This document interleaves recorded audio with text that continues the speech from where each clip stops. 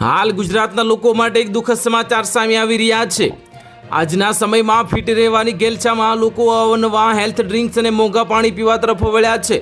ત્યારે ખાસ કરીને સેલિબ્રિટીઝ દ્વારા પ્રમોટ કરવામાં આવતું બ્લેક વોટર અથવા તો આલ્કલાઇન વોટર હવે સામાન્ય લોકોમાં પણ લોકપ્રિય થઈ રહ્યું છે। પરંતુ તાજેતરના ગુજરાતના વડોદરા જિલ્લામાંથી સામે આવેલા આ કિસ્સાએ સૌને ચોંકાવી દીધા છે।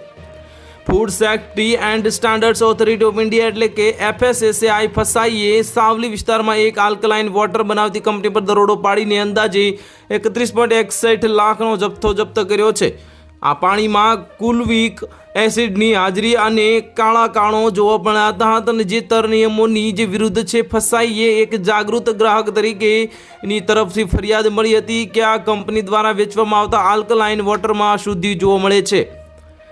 જ્યારે અધિકારીઓ વડોદરાના સાવલી સ્થિત પ્લાન્ટની તપાસ કરી ત્યારે સ્થિતિ ગંભીર જણાઈ હતી। પાણીની બોટલમાં નરી આંખે જોઈ શકાય તેવા કાળા રંગના કણો તરતા જોવા મળ્યા હતા।